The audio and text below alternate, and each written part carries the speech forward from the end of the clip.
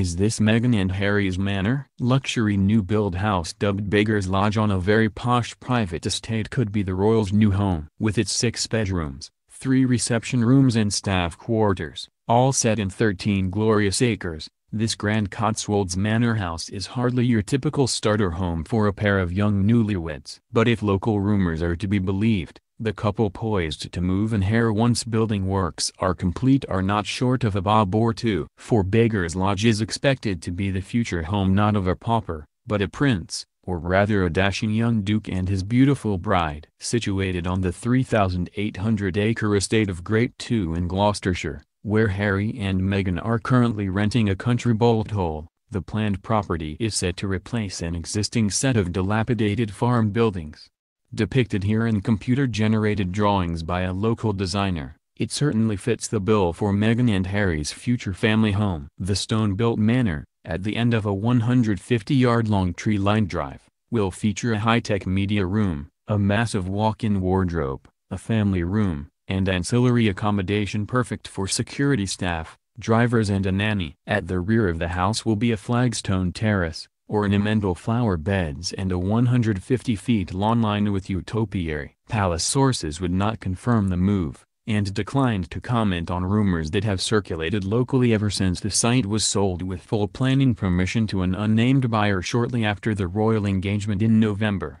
In a further clue, the plans were amended just a day before the royal wedding. A source said, "The property has been earmarked for a specific couple and the project is shrouded in secrecy. So naturally the assumption in the village is that Meghan and Harry might move in. The property will take at least a year to build, which would explain why they are renting in the area for that amount of time." So to help them feel at home, here's everything they need to know about the Great Two set.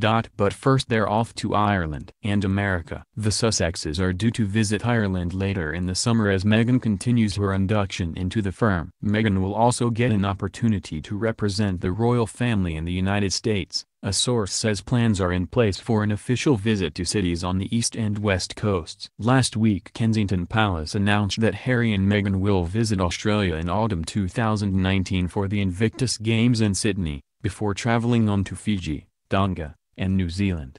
Meet the celeb neighbors. Local celebrities include David and Victoria Beckham, whose £6 million country house is close to Beggars Lodge. Millionaire television producer John Lloyd, who came up with the idea of long-running quiz show Chi in the local pub the Falkland Arms, also lives in the village. Chief Chi researcher John Mitchinson and his wife Rachel Kerr live there, as did until recently Brent Hoberman, founder of travel website LastMinute.com. Sir Patrick Stewart, best known as Captain Jean-Luc Picard of Star Trek, lives a short distance away. Oscar-winning actor Sir Ben Kingsley lives 5 miles away with his wife Daniela, and David and Samantha Cameron have a home in Chipping Norton, 10 minutes from Grade 2 by car. Others in the Chipping Norton set include Elizabeth Murdoch of the Media Dynasty and former Blur bass player turned cheese producer Alex James.